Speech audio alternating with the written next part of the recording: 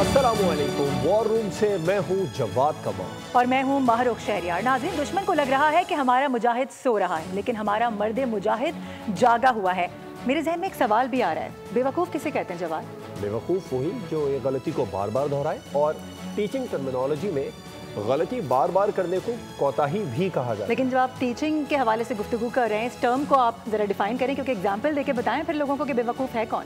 मिसाल तो हमारे सामने आजकल एक बड़ी ताज़ा और मोटी अकल वाली मिसाल है। हमारे पड़ोस में ही बैठे हैं नरेंद्र मोदी, जो ये गलती को बार बार दोहरा रहे हैं। बीजेपी ये गलती को बार बार दोहरा रही है। जैसे कि 2000 में क्लिंटन भारत के दौरे पर गए, सिखों का कत्लेआम करवा दिया। ट्रंप भारत के दौरे पर गए, पुलवामा ड्रामा हुआ।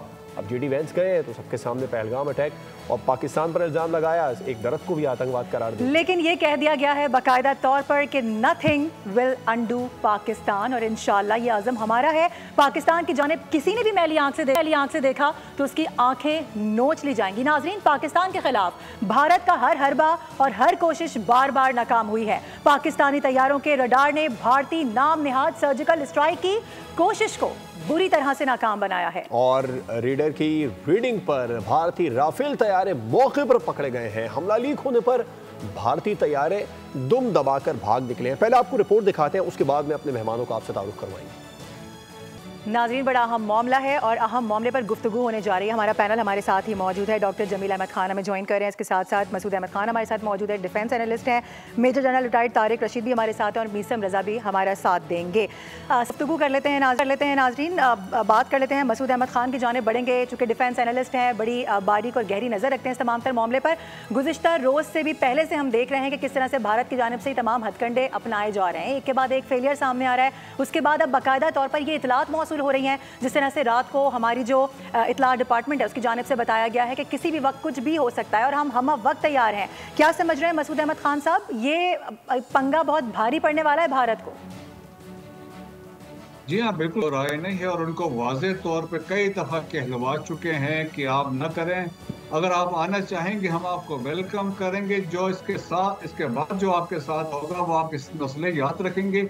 और देखें, विक्टोरियल है कि आप विदाउट प्रूफ कुछ ना करें। इंडिया को ये उन्होंने एडवाइस किया है कि कंसंट्रेट ऑन योर ट्रेड और चाइना पे, और बाकी इंटेलिजेंसिया भी यही कह रहा है, पब्लिक ओपिनियन भी यही है, वर्ल्ड मीडिया भी यही कह रहा है कि आप ना पंगा लें। इसके बाद भी पंगा लेता है तो पाकिस्तान इज रेडी, पाकिस्तान उनको बिल करेगा, और इसके बाद जो इनके साथ होगा so we will teach them a lesson. जो मैसेज किया है, देखें आज कल जो 2 क्वाडकॉप्टर्स फिर रहे थे for intelligence purposes, they were shot down, और आज जो राफेल जो थे Indian illegally occupied Jammu and Kashmir में डिटेक्ट हुए, तो मेरे ख्याल में अभी उनके लिए उस हिसाब से बिल्कुल कोई चांस नहीं बन रहा है, और बनेगा भी नहीं कोई चांस। मीसम रजा साहब, आप क्या समझते हैं? 8 रोज गुजर गए, कोई एविडेंस अब तक पेश नहीं किया, और मोदी सरकार ने आज बैठक भी लगाई है काबीना की।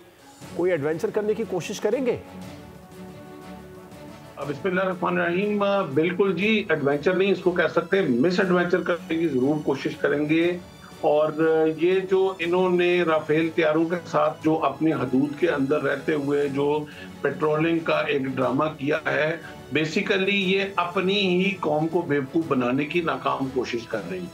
इस वक्त इनको पता है ना तो पाकिस्तान की अवाम, पाकिस्तान का मीडिया, पाकिस्तान की फौज इनकी किसी भी गीदड़ बक्कियों से डरने वाली नहीं है।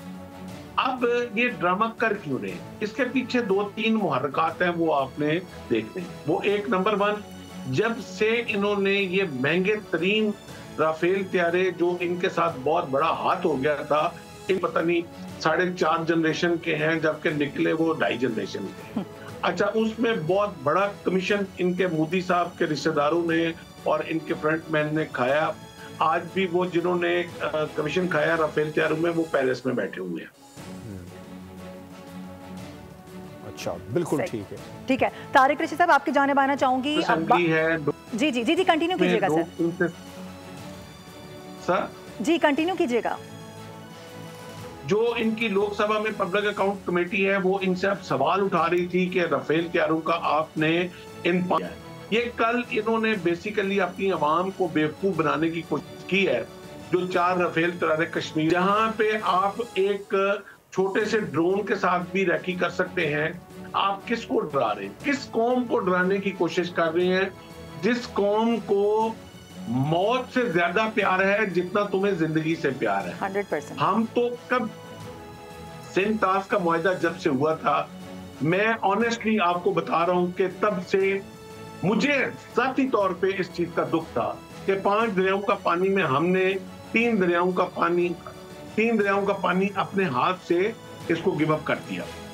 अब हम जिस तैयारी में हैं, हम एक मौके की तलाश में हैं।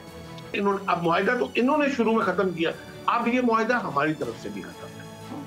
अब हमारी फौज, हमारी कौम, हमारी लीडरशिप इसके लिए बिल्कुल तैयार है कि जिस दिन इन्होंने अभी कोई मिस एडवेंचर करने की कोशिश की, हमने अब बाकी 3 दरियाओं के ऊपर बने हुए इनके डैम्स जो हैं वो हमारे टारगेट के ऊपर है।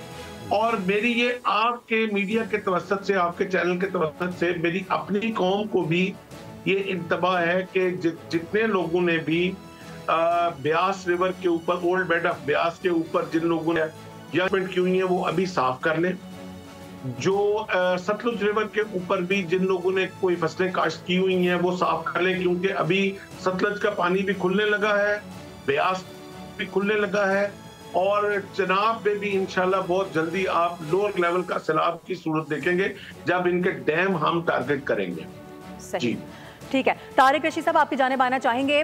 जिस तरह से हम देख रहे हैं कि रोज़ाना की बुनियाद पर यही एक टॉपिक है इस वक्त पूरे मुल्क में, एक समझें कि एक ऐसा समा है कि हम देख सकते हैं ख़ास तौर पर जो हमारे नौजवान हैं, जो हमारी जवान नस्ल है, वो कितना ज़्यादा इंथुजियास्टिक नज़र आ रही है। वो भी कहती नज़र आ रही है कि आओ हम तुम्हें देख लेंगे। और हमने ये भी देखा कि जो सोशल मीडिया प्लेटफॉर्म है उसका कितना ज़बरदस्त इस्तेमाल किया गया है, फिर हमारे सहाफ़ियों पर पाबंदियाँ लगा दी गई। यही वजह, यही शायद हमारे मीडिया की जीत है कि सच इस तरीके से दिखाया जा रहा है जिस तरीके से वाकई में वो पोर्ट्रे करने की कोशिश कर रहे हैं। क्या समझ रहे हैं कि आगे आने वाले दिनों में ये सूरत हाल कहाँ जाती हुई नजर आ रही है? कोई मिस एडवेंचर किया जा सकता है, और अगर किया जा सकता है फिर उसका जवाब किस तरीके से दिया जाएगा? ये बड़ा अच्छा आप ये तमाम पॉइंट्स मेंशन कर रही हैं। इसमें हमारे मीडिया ने बड़ी इफेक्टिवली इनको काउंटर किया है और ये हमारे मीडिया की जीत है और उसकी इफेक्टिवनेस है, जिसकी वजह से इन्होंने हमारे डिफेंस मिनिस्टर के ट्विटर अकाउंट पे पाबंदी लगा दी, या हमारे मेन चैनल्स पे पाबंदी लगा दी। तो ये शो करता है कि हमारी, और बड़े पॉइंटेड क्वेश्चन रेज कर रहा है कि भाई अगर ये वाकया हुआ है, इतना दिन हो गया, कोई सबूत नहीं दे रहे, कोई टीवी पे दिखा नहीं, ना किसी को पकड़ा है, तो वो जो टेररिस्ट सो कॉल्ड थे वो हवा में गायब हो गए हैं, कहाँ चले गए हैं? तो इन्हें अब समझ नहीं आ रही और दुनिया इन्हें कह रही है। देखें, यूनाइटेड नेशन की सिक्योरिटी काउंसिल इनसे कहा कि रिस्ट्रेन करें और सबूत दें। इल्जाम लगाना तो कोई भी लगा, लेकिन सबूत दें। और कल ही बयान आया यूनाइटेड नेशन के सेक्रेटरी जनरल का, एनजीओ का, तो भाई रिस्ट्रेन करें और सबूत दें, सबूत से बात करें। पाकिस्तान ने भी ऑफर किया कि इंडिपेंडेंट कोई इंक्वायरी कमीशन बना ले, हम आपके साथ हैं और इसको आप हमें एविडेंस देंगे, हम तो इन्वॉल्व इसके अंदर नहीं है। अब इंडिया को ये समझ नहीं आ रही और अब जैसे रिपोर्ट हो रहा है, मीडिया मटीरियल सामने आ रही है खुल के, तो वहाँ 150 से ज्यादा आज़ादी की तहरीकें चल रही हैं और एक स्ट्रॉन्ग ऑपोजिशन आड़े हाथों से ले रही है इन हुकूमत को कि झूठ मत बोलें, ये आपका फेलियर है और बीजेपी गवर्नमेंट फेल हो चुकी है, इसका जवाब दें। अब ये फौज को आगे लगा रहे हैं, फौज ये नहीं कह रही है हम तैयार नहीं है, तो ये को पागल ही कर सकता है। और मोदी बिल्कुल पागल आदमी है, ये बिल्कुल अनपढ़ है, कोई इसके पास डिग्री नहीं है, कोई इसने आज तक डिग्री दिखाई नहीं। तो पहले भी सवाल हुए थे और ये दुनिया का नंबर 1 दहशतगर्द था जब ये उसका वजीर आला था गुजरात का। इसको अमेरिका पे आने पे पाबंदी थी, जब वहाँ ये किसी तरीके से हिंदुत्व की पॉलिसी पे और हिंदुइज्म को सपोर्ट करके वज़ीर आज़म बन गया। सर बिल्कुल, हम इस जाने दोबारा आएंगे। पैनल हमारे साथ ही मौजूद है क्योंकि हम स्पेशल ट्रांसमिशन कर रहे हैं, लेकिन इस वक्त बराह रास्त लिए चलेंगे।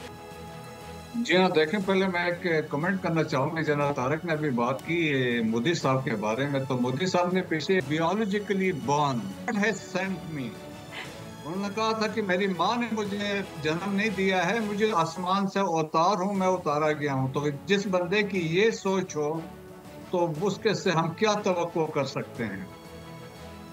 और रही बात, देखें कि पाकिस्तान एविडेंस जो है, हर एविडेंस, सॉलिड एविडेंस हमेशा देता रहा है। और जिस तरह DGISPR है या इवन गवर्नमेंट ऑफ पाकिस्तान है, जब वो आते हैं किसी भी फोरम में बैठते हैं, इररिफ्यूटेबल एविडेंस देते हैं, वेरीफाइबल एविडेंस देते हैं, हवा में कोई बात नहीं करते। और इंडिया ने आज आर्टिकल 9 दिन है एक जरा पर एविडेंस दे नहीं सके हैं, तो इंडिया तो ऑलरेडी एक्सपोज हो चुका है। जब इंटरनेशनली हम देखते हैं, ट्रांसनेशनल रिप्रेशन में देखें, सिखों के असैसिनेशन में, कश्मीर पाकिस्तान में कश्मीरियों के असैसिनेशन, गार्डियन ने एक पूरी रिपोर्ट इस पर स्टोरी लिखी, और जिस तरीके से वहाँ बाकी मजालिम हो रहे हैं, तो आरएसएस और ये संघ परिवार की हुकूमत है, तो मसालिम तो मुसलमानों पे भी हैं, दहशत गर्दी है, वो टेररिज्म को एक्सपोर्ट कर रहे हैं अक्रॉस द ग्लोब।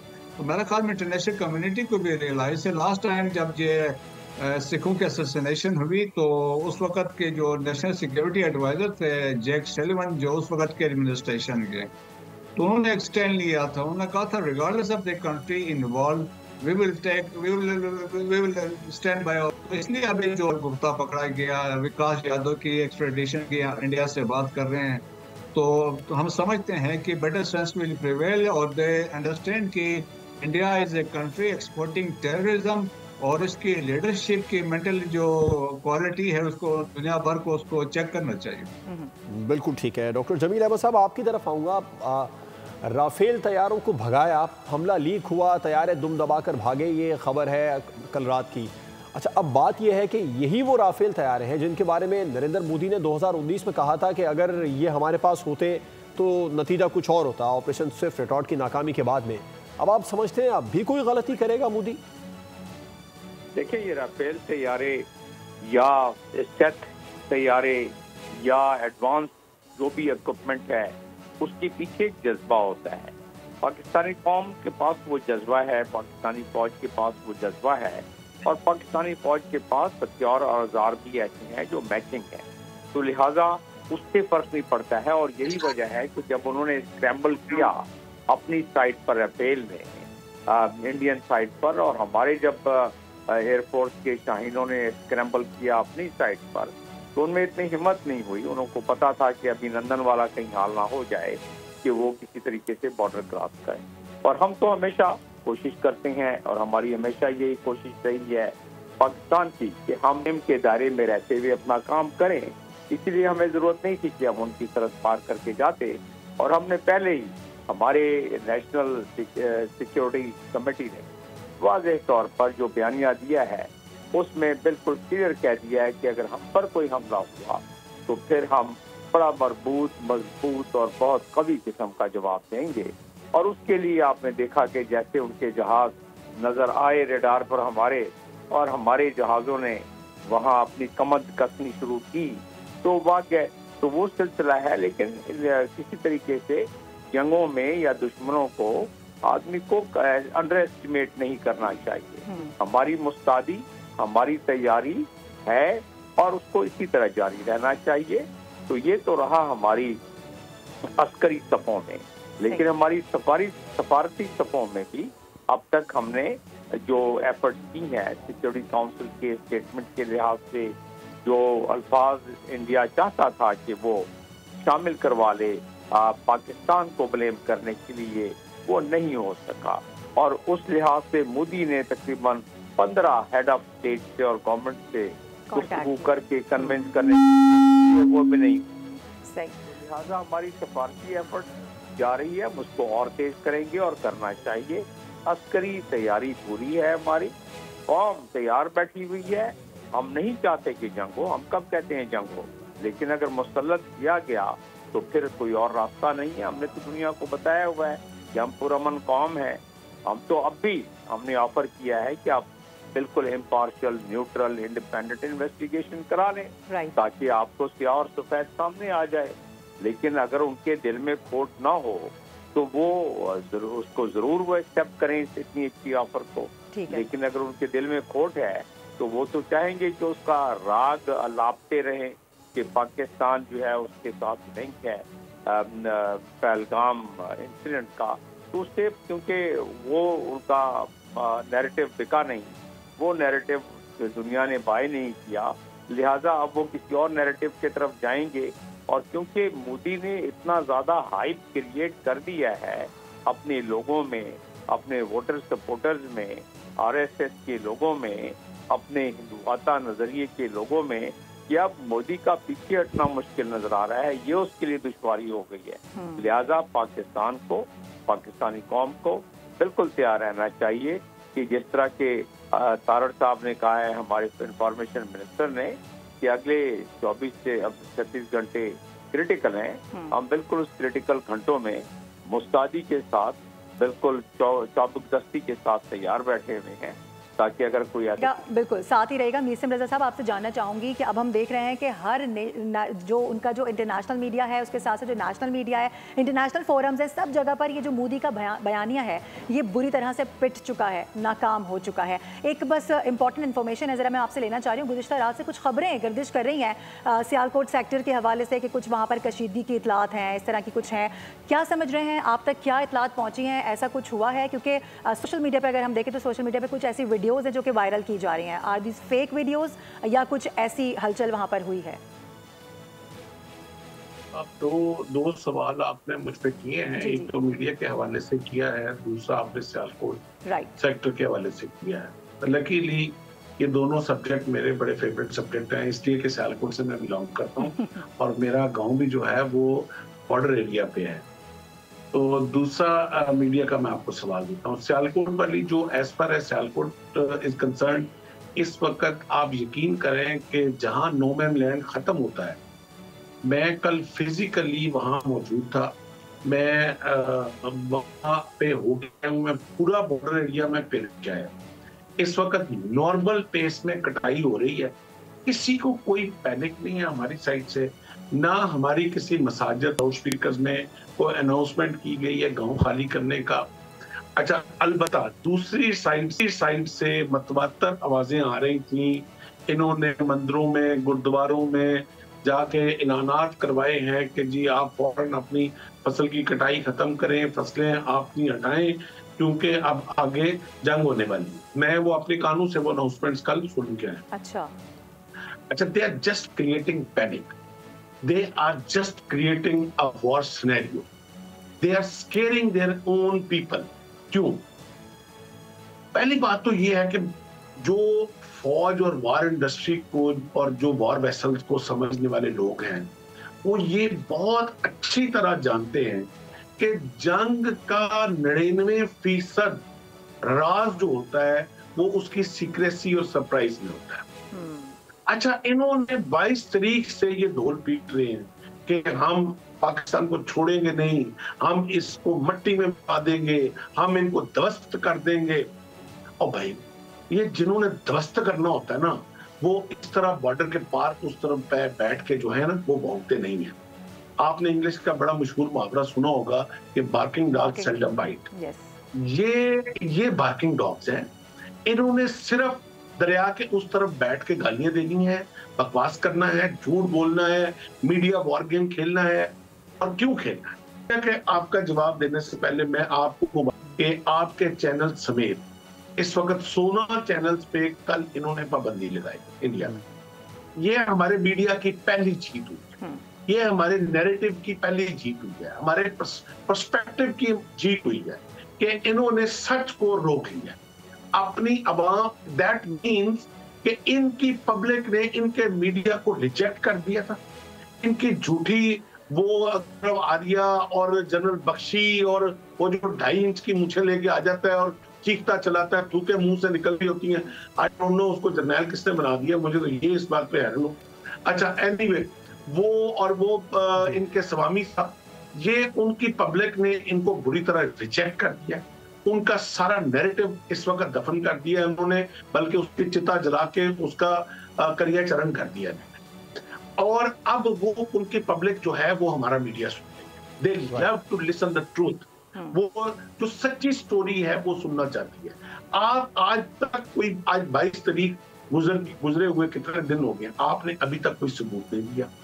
जबकि कल आपने पूरी दुनिया ने DGISPR साहब की कॉन्फ्रेंस सुनी, कैसे उन्होंने प्रोफेशनली वन बाय वन उन्होंने सारे सभी, आज इस प्रेस कॉन्फ्रेंस को गुजरे हुए 18 घंटे हो गए हैं, अभी तक इनकी तरफ से कोई जवाब नहीं आया। बिल्कुल, हमारे पास सबूत थे तो हमने पेश किए ना। बिल्कुल मीसम साहब, आप दुरुस्त फरमा रहे हैं, क्योंकि वहाँ पर तो दूसरी तरफ तो एविडेंस है ही नहीं, हमेशा की तरह इल्ज़ामात ही लगा दिए जाते हैं।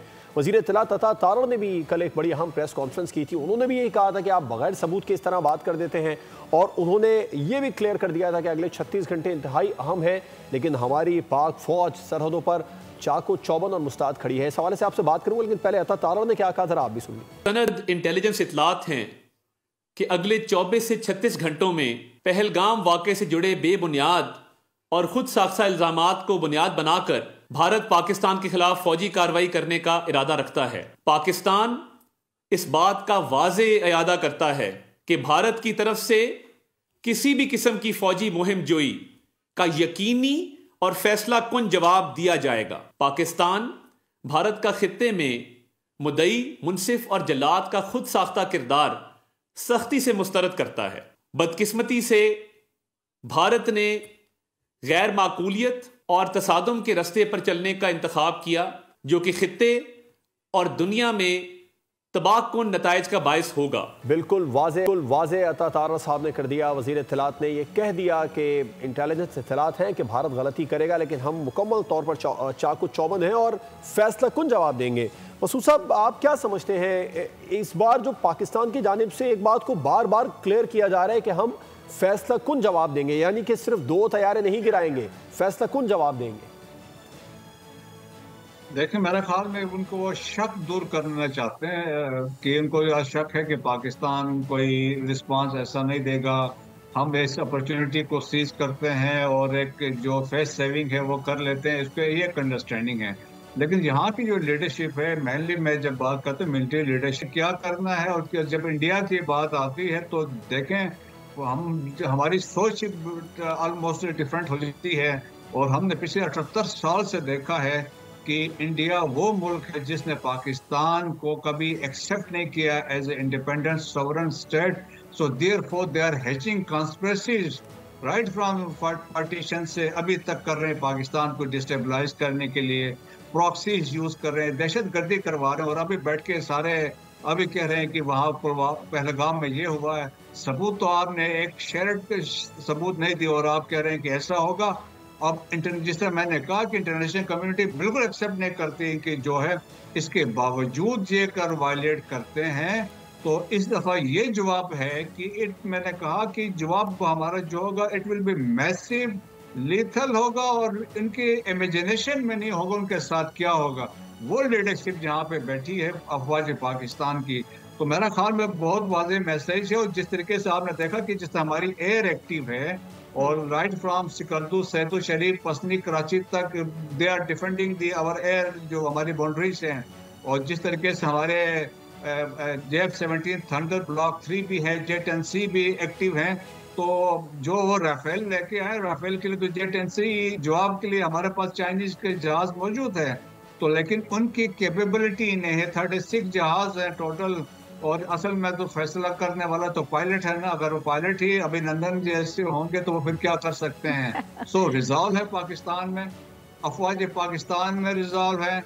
और इसके घुस के हमने भारत को नाको चने चबवाए थे, वो अभी तक लोगों को याद है। और आगे आने वाले दिनों में हम ये कह रहे हैं कि इससे बढ़कर हम कुछ कर सकते हैं। चूंकि आपने जिक्र किया, क्योंकि आपका ताल्लुक सियालकोट से, मैं जानना चाहूँगी जो सियालकोटी हैं उनका जज्बा कितना ज़्यादा इस वक्त बुलंद है। क्योंकि बहुत सारे ऐसे इलाके हैं जो कि सामने आए हैं, बताया जा रहा है कि कुछ हॉट स्पॉट हैं जिनको अल्लाह न करे टारगेट किया जा सकता है, छोटा ही सही, लेकिन अपनी जग हसाई को मिटाने के लिए मोदी ऐसा कर सकता है। और सियालकोट वालों की तो क्या ही बात है, चोविंडा का जो महाज था 1965 की जंग में जो कुछ हुआ था, सारी दुनिया ने देखा, पाक फौज के साथ मिलकर आप लोगों ने किया बड़ी जबरदस्त तारीख रखता है ये मकाम। और यहाँ दूसरी जंग अजीम के बाद सबसे बड़ा हमला था जिससे नाकाम बना निकली है। तो मैं आपको सिर्फ एक छोटा सा स्टार्ट में व्हाई आई जॉइंड आर्मी। मैं अकलौता बेटा था अपने माँ बाप का, और 1965 की जंग में मेरी वालदा, जो मेरे ननियाल का गांव था बाजरा गढ़ी सियालकोट में, वो बिल्कुल बॉर्डर के ऊपर है।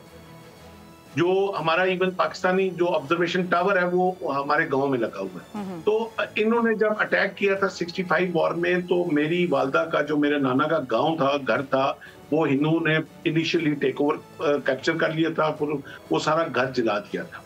उसके बाद पाकिस्तानी आर्मी ने वापस काउंटर अटैक में वो सारा इलाका वापस ले लिया। तो मेरी वालदा कहती थी कि जो मेरे दिल पे उस वक्त एक दुख था कि जिस तरह वो हमारा घर जलाया गया, तो मैं अकलौता बेटा होने के बावजूद उन्होंने मुझे मेंटली बचपन से ही प्रिपेयर किया था कि तूने फौज में ही जाना। ये है जज्बा हमारी कौम का, ये जज्बा। अब आगे चलते हैं। कल जो, हालांकि मैं कोई यूनिफॉर्म में नहीं हूं अभी, I am a retired soldier, तो मैं कल जब गया हूं तो चूंकि वो सारा इलाका मुझे जानता है, तो लिटरली उन लोगों ने फूलों की पत्तियां निछावर करके रिसीव किया। उनको पता था कि ये बंदा जो है वो कौम की जुबान बोलता है।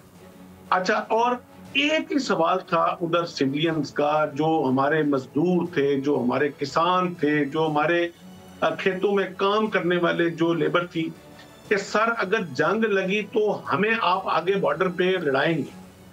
उनका ये नहीं था कि क्या हमारी फौज लड़ेगी कि नहीं लड़ेगी, उनका ये था कि हमने फौज के साथ शाना बिशाना लड़ना है, हमें पीछे नहीं छोड़ना, आपने इलाका नहीं खाली कराना, हमने खुद लड़ना। अब जिस कौम के अंदर ये जज्बा हो, आप उस कौम को डराएंगे? बिल्कुल कोई नहीं डरा सकता। मीसम रशीद साहब, डॉक्टर जमील अहमद खान साहब, ब्रिगेडियर मसूद अहमद खान साहब हमारे साथ ट्रांसमिशन में मौजूद थे। आप तमाम का बहुत शुक्रिया। ट्रांसमिशन का सिलसिला जारी रहे, हम यहाँ पर एक ब्रेक ले लेंगे। बिल्कुल हमारे साथ रहिए।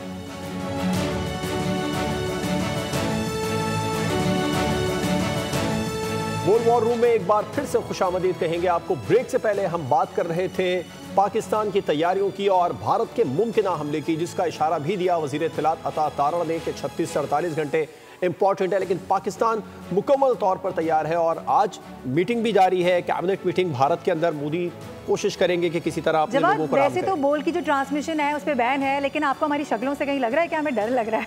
हमारे जज्बे जवान है भाई, पूरा पाकिस्तान इस वक्त बल्कि इंतजार कर रहा है कि कोई ऐसी सर्जिकल स्ट्राइक हो, कोई ऐसा जो पंगा है वो लिया जाए, फिर उसका फिर हम देखना कैसा जवाब देते हैं। जैसे ऑपरेशन स्विफ्ट रिटॉर्ट के जरिए दिया था, माजी में हमेशा देते रहे हैं। भारत को ट्रांसमिशन को आगे बढ़ा लेते हैं। अपने मेहमानों को आपसे तारुफ करवाते हैं। कुछ नए मेहमानों ने हमें ज्वाइन किया है। नाइला चौहान साहब, स्पेशल सेक्रेटरी फॉरेन अफेयर, कमर चीमा साहब, सीनियर तजियाकार हमारे साथ मौजूद हैं।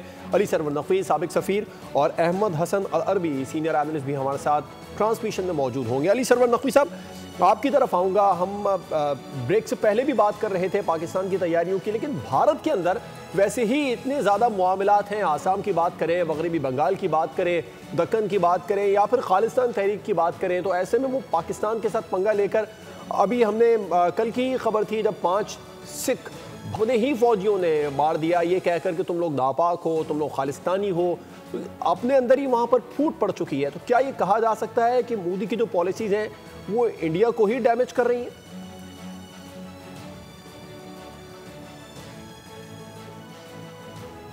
क्या ये तो बात दुरुस्त है कि मोदी की जो पॉलिसीज हैं वो बहुत ही गैर जिम्मेदाराना है, और जो उसने पिछले चंद दिनों में जो बयान दिए हैं हिंदुस्तानी हुकूमत ने, वो भी किसी भी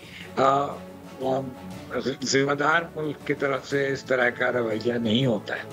लेकिन देखिए, बात यह है कि दो मीडिया जो है वो कुछ ज्यादा ही हाइप दिखा रहा है, और जंग कोई अच्छी चीज नहीं होती है।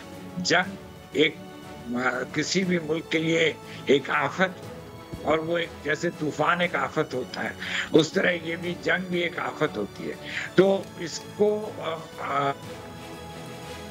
इस पे हाइप करना वो हमें अपने मुल्क की मफाद के लिए अच्छा नहीं है। अब यहाँ ये सवाल है, सिखों का सवाल है, आई थिंक मोदी गवर्नमेंट ने बहुत मिसप्ले किया है अपना हैंड, और वो दहशतगर्दी का वाकया को लेकर पाकिस्तान के ऊपर इल्जाम लगा देना और सिंतास मुआहदे को ख़त्म कर देना या सस्पेंड कर देना, और चाहे और एक्शंस जो कि वीज़ाज और लोगों की मूवमेंट के ऊपर पाबंदियां, ये सब बिना वजह के रीजंस हैं। ये तो असल उनकी सिक्योरिटी है, जो कि वहाँ पे भारत में तो और एक जगह जहाँ पे दहशतगर्द दाखिल हुए, तो वो कैसे दाखिल हुए, वहाँ पे 10 चेक पॉइंट्स लगाए हुए हैं, और किसी का मसला लेके जाना बहुत मुश्किल है, तो बल्कि नामुमकिन है।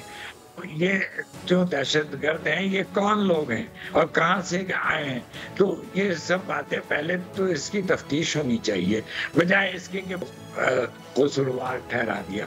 तो पाकिस्तान ने भी भरपूर जवाब देना है, पाकिस्तान एक खुद मुख्तार मुल्क है और अपनी ताकत, उसकी सेल्फ कॉन्फिडेंट, उसको अपने ऊपर पूरा एतमाद है, तो पाकिस्तान इस पे जाहिर है कि सही किस्म का जवाब देगा और इस सारे हौसले से अच्छी तरह डील कर सकता है। बिल्कुल ऐसे ही है। नायला चौहान साहब जी नायला चौहान साहब, मैं आपकी जानिब आना चाहूँगी। अब जिस तरह से हम देख रहे हैं कि हर जगह पर ये बयानिया पिटता हुआ नज़र आ रहा है, इस वक्त पाकिस्तान के पास ऑप्शंस कौन कौन से हैं? हमने उनका जासूस पकड़ा गुज़िश्ता रोज़, बाकायदा तौर पर इसके ऊपर जब प्रेस कॉन्फ्रेंस की गई DGISPR की जानिब से, उन्होंने नाम लेकर बताया कि मजीद नामी एक जाके नेटवर्क्स पकड़े जाएंगे। कौन कौन से प्लेटफॉर्म्स ऐसे हैं इंटरनेशनली जहाँ पर इस वक्त पाकिस्तान ये मामला उठा सकता है और इस मौके के फ़ायदे को गेन कर सकता है? देखिए, ये इस वक्त जो है बहुत क्रिटिकल सिचुएशन है। भारत, वो कहते हैं ना, झूठ के पैर नहीं होते। उनकी जो कहानी उन्होंने बुनी है वो बेबुनियाद है।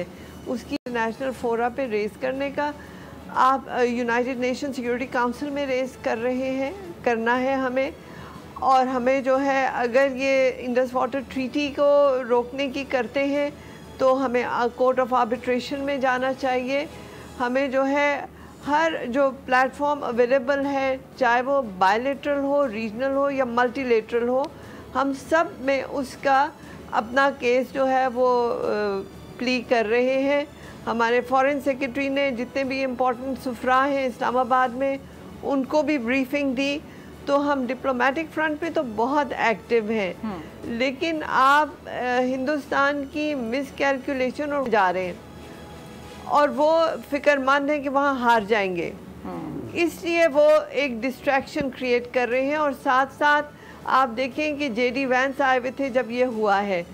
ये मोदी साहब अमेरिका के विज़िट के बाद ये JD वैंस का विज़िट था, क्योंकि ट्रंप साहब ने कहा ये आपको इतना अरसा हम पालते रहे, इतने सपोर्ट देते रहे कि आप चीन के ख़िलाफ़ खड़े होंगे, तो अब वक्त आ गया कि चीन के ख़िलाफ़ खड़े हों।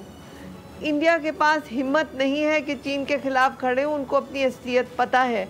तो उन्होंने ये डिस्ट्रैक्शन, एक फॉल्स फ्लैग ऑपरेशन करके अपने आप को अमेरिका के आगे सच्चा करने की कोशिश कर रहे हैं कि जी हम तो यहाँ मसरूफ़ हैं, इसलिए हम चीन के साथ खड़े, सामने उनका मुकाबला नहीं कर सकते हैं। सो ये बहुत सी खेले हैं, ये बहुत से जो है ना शिकार करना चाह रहे हैं एक तीर से, और ये तीर इन्हीं पे पड़ जाएगा। इनको इस बात का एहसास नहीं है। बिल्कुल, ये तीर इन्हीं पर पड़ेगा, इस बात का एहसास नहीं है।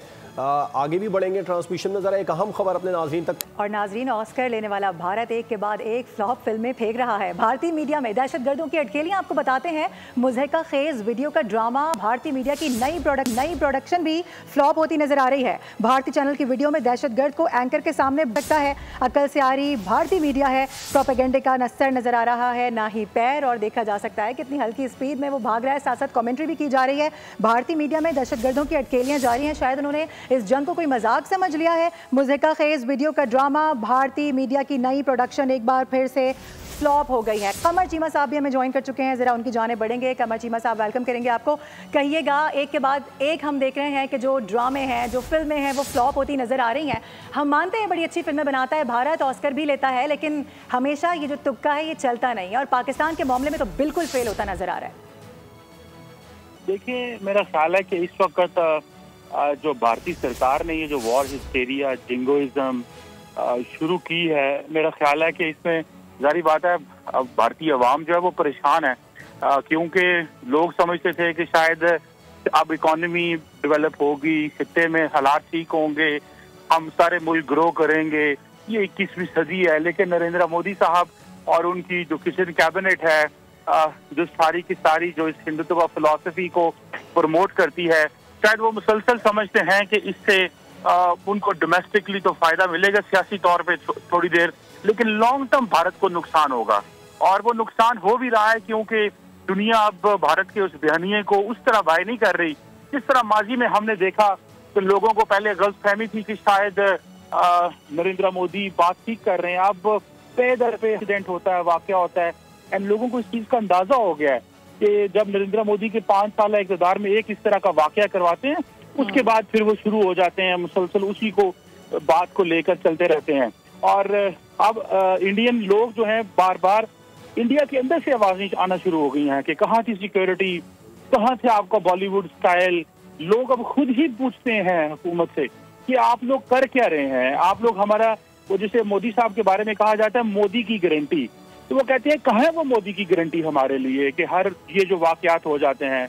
और दूसरी बात ये भी है कि सारे के सारे जो बिजनेसमैन हैं, इकोनॉमिस्ट हैं, वो सारे परेशान हैं कि कारोबार ठप होकर रह गए हैं।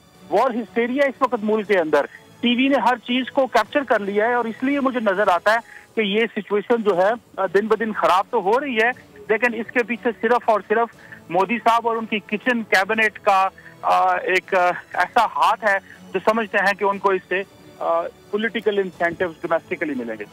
राइट, बिल्कुल ठीक है। ट्रांसमिशन को आगे बढ़ाएंगे। अहमद हसन अरबी साहब, आपकी तरफ आना चाहेंगे। पहला हरबा तो मोदी का मुकम्मल तौर पर नाकाम हो चुका है, वो ये कि दुनिया को अपना हमनवा बनाना, एंटी पाकिस्तान स्टेटमेंट देने के हवाले से किसी ने भी नहीं दिया। तो अब उसका अगला स्टेप आप समझते हैं कोई गलती करने जा रहा है, क्योंकि आज वहाँ पर कैबिनेट मीटिंग भी हो रही है। और अहमद हसन अरबी साहब, एक सवाल मैं यहाँ पर ऐड करना चाहूँगी। सवाल तो नहीं, बेसिकली एक स्टेटमेंट है कि मुबारक हो आपको, बहुत बहुत आपकी वजह से हमारे पूरे वहाँ पर पाबंदियाँ लग गई हैं, आपने पाकिस्तान का नैरेटिव ऐसा उठाया। जी अल्हम्दुलिल्लाह, बिल्कुल ऐसे ही उनका, क्योंकि क्रम्बल कर रही है सारी इन्फॉर्मेशन वॉरफेयर, हर महाज पे इंडिया को शिकस्त हो रही है। तो इन्फॉर्मेशन वॉरफेयर में भी ड्यूरिंग वॉर, ये जो जंग इन्होंने शुरू की हुई थी इन्फॉर्मेशन वॉरफेयर, उसके दरमियान में पाकिस्तान के न्यूज़ चैनल्स के ऊपर पाबंदी लगाना, आमतौर पे पाबंदी लगाई जाती है, प्रोपेगेंडा जो चैनल्स होते हैं वो करते हैं इस तरह से, तो उन चैनल्स के ऊपर पाबंदी लगाना ये एक्सेप्टेंस ऑफ डिफीट है, ये उसने अपनी हार तस्लीम कर ली है। ये उसी तरह है कि जैसे फिजिकल वॉर के अंदर आप किसी मुल्क के ऊपर हमला करें और वो आप उसके इलाके के ऊपर कब्जा कर लें, और जिस मुल्क के इलाके पे कब्जा करें फिर वो कह दे कि जी अब मैं यहाँ से पीछे हट रहा हूँ। उसी तरह है कि ड्यूरिंग वॉर आपने पाकिस्तान के जो न्यूज़ चैनल्स हैं उनके ऊपर पाबंदी लगा दी, जो कि सिर्फ खबरें दे रहे हैं।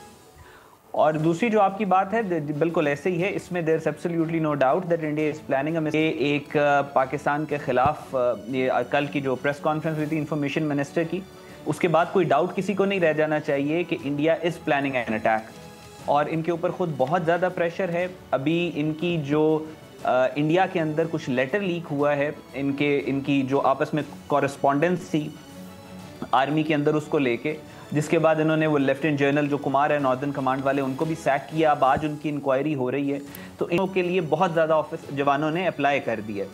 और इसके अलावा एक बहुत इंपॉर्टेंट बात, जो जवान बॉर्डर पर मौजूद हैं, 5 सिख जवानों को भी उन्होंने कल वहाँ पर खालिस्तानी और नापाक कहकर मार दिया। आपने ये भी देखा होगा, कत्ल किया। जी बिल्कुल। पैनिक जब फैलता है तो फिर ऐसे ही होता है। और फिर उस लेटर के अंदर ये भी बाकायदा तौर पे लिखा हुआ है कि जो इंडिया की आर्मी है वो इंडियन एयरफोर्स की सपोर्ट के ऊपर रिलाय नहीं कर सकती, विच इज़ वेरी इंपॉर्टेंट। उन्होंने कहा कि हमें सपोर्ट चाहिए IAF इंडियन एयरफोर्स की, और पिछले 5-10 साल में इंडियन एयरफोर्स ने कोई खातिर खा कामयाबी हासिल ही नहीं की पाकिस्तान की PAF के खिलाफ। तो इस वजह से वो कह रहे हैं बहुत ज़्यादा इनमें रिजेंटमेंट है और ये लड़ नहीं सकेंगे, ये ट्रूप्स मोटिवेटेड नहीं हैं। तो उसके बाद इन्होंने नॉर्दर्न कमांड के वो लेफ्टिनेंट जनरल को भी निकाल दिया, सैक कर दिया।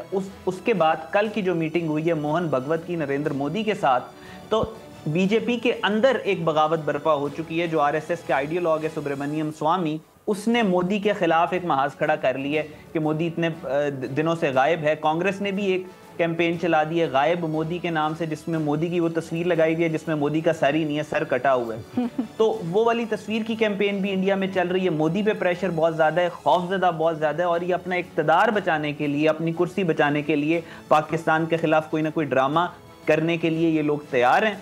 और ये किसी भी कुछ ऐसे हथियार हैं जो कि मंगवाए गए हैं, अभी तक उनको मौसूल नहीं हुए हैं, जो मौजूद हैं वो कारगर नहीं है। किस बेस पे वो ये जंग लड़ने जा रहा है क्या उनके पास? कुछ भी नहीं है, वो सिर्फ एक इनकी सियासत है। दुश्मन को कभी अंडर एस्टिमेट नहीं करना चाहिए। लेकिन ये है कि जो उन्होंने अपने हालात मुल्क के अंदर मोदी साहब ने कर दिए हुए हैं हिंदुत्व से, जिस तरह उन्होंने अपनी पॉपुलेशन को मार्जिनलाइज कर दिया हुआ है। आप आसाम को देखें, आप नागालैंड को देखें, आप त्रिपुरा को देखें, आप अर्जुन प्रदेश को देखें, आप जितनी जगह देखें, सारे सक्सेशनिस्ट मूवमेंट्स हो रही हैं वहाँ पे।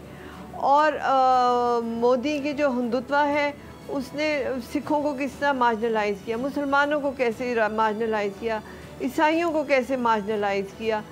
तो अब हिंदुस्तान अंदर से भी फट रहा है। ये नहीं है कि वो सिर्फ जो है वो जिसे कहते थे लार्जेस्ट डेमोक्रेसी, अब तो ये लार्जेस्ट अथॉरिटेरियन स्टेट है।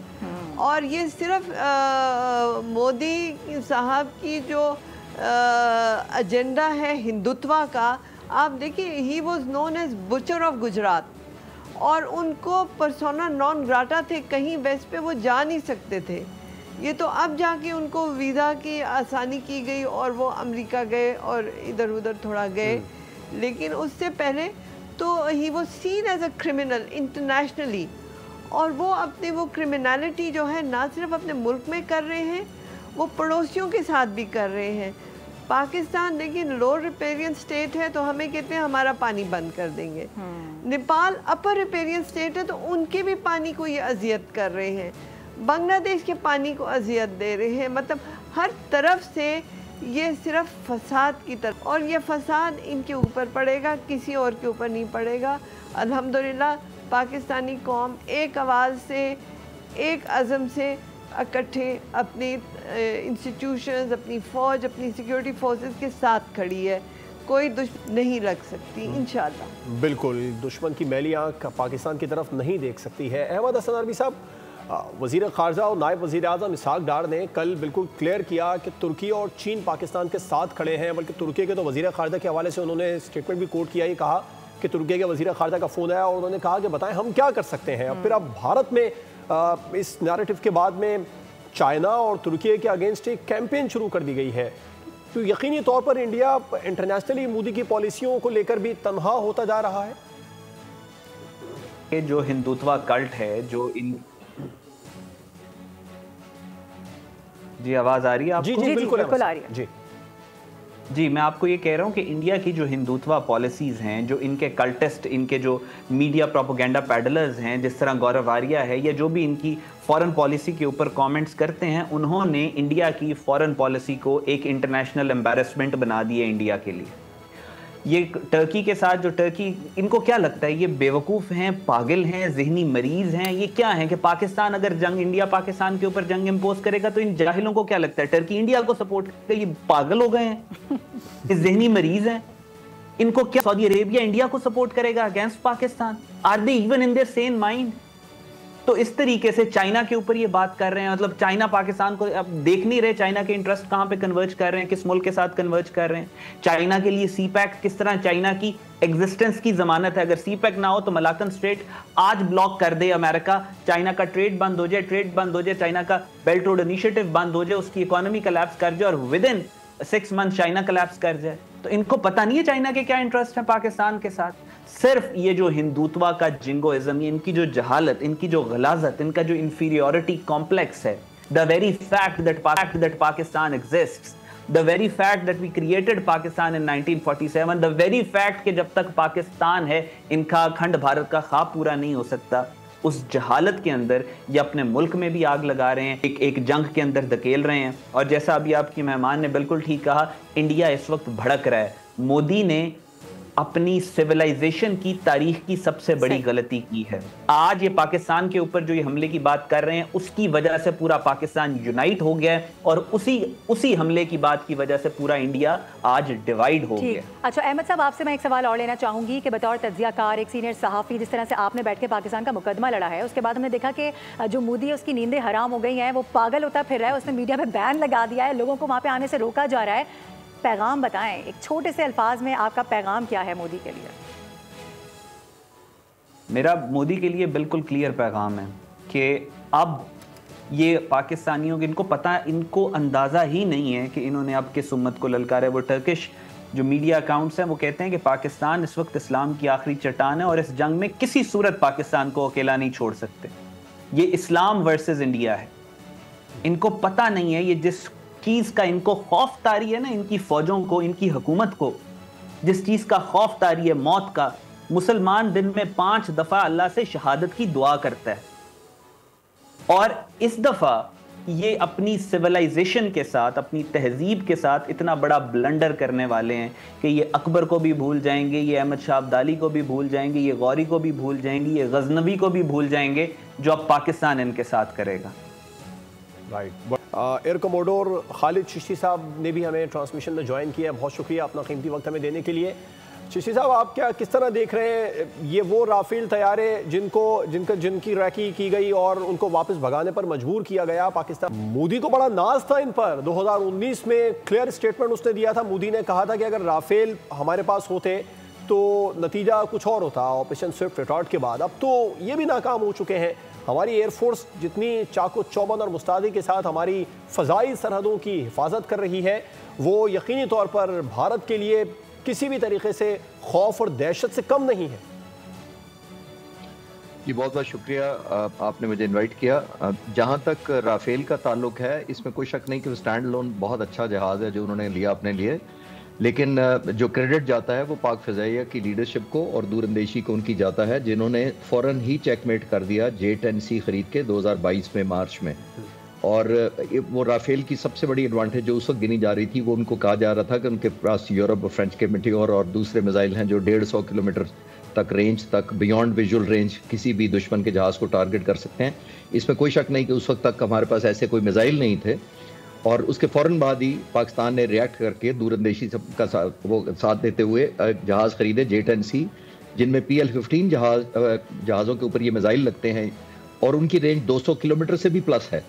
तो जिसका मतलब ये हुआ कि जो राफेल का एडवांटेज था और इतने $9 बिलियन खर्चे गए थे उन जहाज़ों को ख़रीदने के लिए, वो आउटडेट हो गया उस पॉइंट ऑफ व्यू से, कंपैरेटिव एनालिसिस के पॉइंट ऑफ व्यू से। तो राफेल अपनी जगह जहाज़ अच्छा है, इसमें कोई शक नहीं है, लेकिन पाकिस्तान के जो J-10C जहाज़ हैं और उससे भी बढ़कर हमने JF-17 ब्लॉक 3 पर भी यही मॉडिफिकेशन करके वही मिसाइल उन पर भी कैरी किए जा सकते हैं, जिसका मतलब ये है कि हमारा बहुत बड़ा एक फ्लीट है जिसके पास बियॉन्ड विजुअल रेंज मिसाइल हैं जो 200 किलोमीटर प्लस दुश्मन इससे पहले कि वो इवन जान पाए कि हम कहाँ हैं, इंशाल्लाह मिसाइल रास्ते में होगा। ठीक है। किसी भी भारतीय जारियत का मुंह तोड़ जवाब देने के लिए अहमद हसन अरबी साहब, पाकिस्तान बिल्कुल तैयार है। दंदान शिकन जवाब दिया जाएगा पाकिस्तान की जानिब से। अच्छा, एक और बात जो क्लियर पाकिस्तान की जानिब से की जा रही है, हमारे चाहे वो वज़ीर ख़ारजा हो, वज़ीर दाखिला हो या फिर वज़ीर इत्तलात हो या कोई भी मिनिस्टर पाकिस्तान की जानिब से एक ही स्टेटमेंट दे रहा है कि इस बार हम जवाब फैसला कुन देंगे। यानी कि इशारा दिया जा रहा है कि सिर्फ 2 तैयारों के ज़रिए या फिर मामूली जवाब से आपका काम नहीं चलेगा, हम फैसला कुन जवाब देंगे। ये कितना बड़ा इशारा है भारत के लिए? जी, मुझे सवाल किया आपने? जी अहमद साहब जी। अच्छा, बिल्कुल ऐसे ही। देखें, जो इंडिया के और पाकिस्तान के हालात को जो पढ़ रहे हैं, जो देख रहे हैं पिछले 5 से 10 साल से जो डेवलपमेंट्स हो रही हैं स्पेशली इंडिया के अंदर, ये जो 2 नेशन थ्योरी कायदे आज़म ने दी थी, जिसमें कायदे आज़म ने कहा था कि हम वी डोंट इंटरनेशन अलग है, हिस्ट्री अलग है, हमारा वे ऑफ लाइफ अलग है। तो वो जो 2 नेशन थ्योरी कायदे आज़म ने दी थी, पिछले 10 साल से हिंदुत्वा ने, RSS ने, मोदी ने जितना फैशिज्म अपने मुल्क के अंदर इंजेक्ट किया अपने लोगों के अंदर और इस खत्ते के अंदर जो तबाही बर्पा की है पिछले 10 सालों से, आप इस वक्त देख लें इंडिया को, इंडिया का कोई भी नेबर इंडिया से खुश नहीं है। नेपाल की हुकूमत इंडिया को ब्लेम कर रही है कि जो वो पुराना बादशाह था जिसको निकाल दिया था उसके थ्रू ये दहशतगर्दी करवा रहे हैं नेपाल के अंदर, भूटान के अंदर ये लोग दहशतगर्दी करवा रहे हैं, बांग्लादेश के अंदर दहशतगर्दी करवा रहे हैं, चाइना जो है अरुणाचल प्रदेश की और इनकी और रियासतें उनको क्लेम करता है, पाकिस्तान के साथ इनका जो सलूक है, श्रीलंका के साथ जो ये कर चुके हैं, हर इस पूरे खित्ते के अंदर जो इन्होंने तबाही लेके आए हैं, तो वो 2 नेशन थ्योरी जो थी वो अब 2 नेशन आइडियोलॉजी बन चुकी है और वो एक अगले स्टेप पे आ चुकी है। और वो अगला स्टेप ये है कि ये 2 कौमें इंडिया के मोदी के फैशिज्म की वजह से अब ये 2 कौमें एक खित्ते में नहीं रह सकती। और जो इंडिया को पढ़ते हैं एकेडमिशियन, जो इनके पॉलिटिकल प्रोसेसेस को बिलीफ सिस्टम था कि अब इंडिया और पाकिस्तान के खिलाफ जो भी मार्का होगा that is going to be decisive and it will be final. सही। तो उसी कॉन्टेक्स्ट में आप ये आजकल की सारी स्टेटमेंट्स देख रही हैं, हर किसी को पता है अब इंडिया के साथ फाइनल बातें होंगी। बिल्कुल ऐसे ही है। खालिद चिश्ती साहब क्या समझ रहे हैं, विन विन पोजीशन पर है इस वक्त पाकिस्तान, क्योंकि जिस तरह से स्टेटमेंट आ रहे हैं, जैसी तैयारियां चल रही हैं, जो कुछ इस वक्त नजर आ रहा है सोशल मीडिया पर हमारे अवाम, हमारे अफवाज सब एक पेज पर नजर आ रहे हैं। देखिए, मेरा मानना यह है कि सबसे इम्पोर्टेंट विनिंग एटीट्यूड चाहिए होता है लीडरशिप का। और पिछले दिनों फरवरी के महीने में इंडियन एयरफोर्स चीफ ने ये एक बयान दिया, एक सेमिनार में ओपन पब्लिक में कहा कि मुझे प्लेटफॉर्म्स और चाहिए ताकि मैं अपनी रेलेवेंस बरकरार रख सकूं और दुश्मन को डिटर कर सकूं। और उसने ये भी कहा कि जो मैंने 40 तेजास जहाज़ों का ऑर्डर किया हुआ था वो 2016 से लेकर आज तक हमें नहीं मिले। तो ये माइंडसेट आप रीड कर लें मायूसी का। जबकि कुछ अर्सा पहले मैं पाक फिजाइया के एयर चीफ से मिला था और उन्होंने ये कहा था कि पाक फिजाइया ना सिर्फ पूरी तरह तैयार है किसी भी चैलेंज के लिए, बल्कि दुश्मन को कई एरियाज में सरप्राइज भी देगी। तो ये लीडरशिप का माइंडसेट इतना इंपॉर्टेंट होता है कि लीडर किस माइंडसेट एग्रेसिवली लड़ता है। माइंडसेट बड़ा इंपॉर्टेंट है और पाकिस्तान का माइंडसेट बिल्कुल पॉजिटिव है। आप तमाम का बहुत शुक्रिया। नाजरीन, कुछ भी हो, पाकिस्तान तो रहेगा और पाकिस्तानी भी रहेंगे और मुंह तोड़ जवाब भी किसी भी हिमाकत का दिया जाएगा। इसके लिए हम वक्त तैयार हैं और पाकिस्तान हमेशा जिंदाबाद रहेगा। पाकिस्तान जिंदाबाद। अल्लाह। सब्सक्राइब करें और बेल दबाएं ताकि कोई खबर रह न जाए।